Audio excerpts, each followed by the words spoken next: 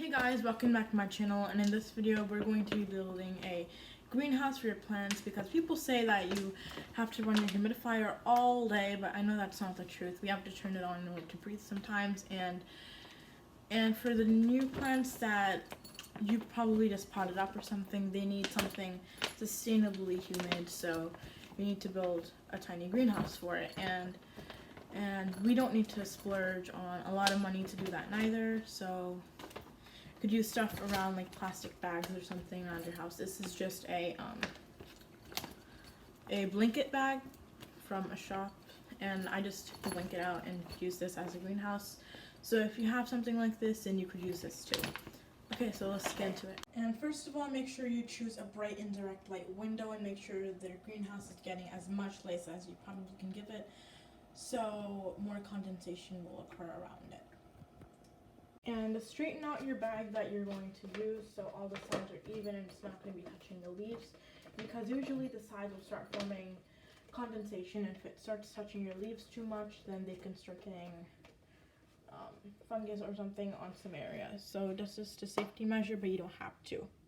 So a greenhouse is basically creating a whole new world for your plants, and so if stuff inside there aren't clean, then bugs will start forming and there's no one around it, as they'll start spreading to other plants really fast since they're usually tucked close together. So make sure your plants are clean of any pests and the stuff you're putting in there are completely clean or sterilized too. And now I'm going to add this water bottle bottom that I cut out from the bottom of a water bottle. Make sure it's really thin so the water evaporation doesn't need to heat the whole entire bottle, and just a little bit of it when it's doing so. And without something that a water source, greenhouse is usually just pointless because it's just dry air just sitting there. It's not humid. It's not going to help your plants with humidity or anything like that. Now this is also an extra step, but it's highly recommended. Just take some paper of any type, but toilet paper usually does best as it wicks out moisture better, and just fold it into a thick layers and fold it as much as you can get it to, but maybe like this is good enough, and then just wet it with some water. And then after it's soaked, make sure you let it drip out a little bit, and then also just add it to the side, maybe there, and that'll just help with the humidity. Now the next step is to add your plants, and I have a marble queen pothos that I took propagations of, and I have it in this pot, and I put it in a couple days ago, so I wanted to acclimatize, so I'm also going to add it to this greenhouse. And I have the silver pothos cuttings that I also put in at the same time on the same day after I recorded my peace lily video, which I'm also going to put in. And there's also one final last important step that I'm going to go over in a second.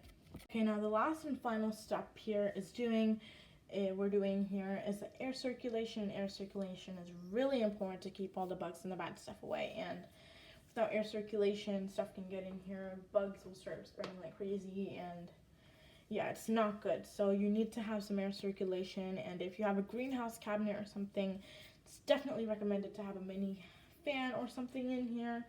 But in this plastic situation where it's barely holding onto two plants in here and it can barely hold onto a fan because of its weight, I wouldn't recommend keeping a fan in here because it's not sufficient for the space we have here.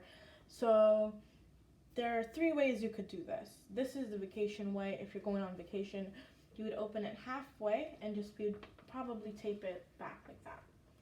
And I wouldn't consider this a greenhouse. It's kind of open, but it's a little better than nothing because this whole area is kind of humid too. And the next way is to dip it and then leave it a little hole like that. And you could do this every day. Like, you would close it a little more, then you would probably open it every 3 days if you do this, but mine already has a hole in it, so I'm not doing that method, but I'm opening mine every 3 days because of a hole. Or you could every day come out here and open the strap completely and let it breathe for about 2 minutes and then just close it. That's also fine, whatever way you choose. It's okay, and yeah, that's the last step in making your greenhouse, and hope this helped. Thank you for watching. Bye!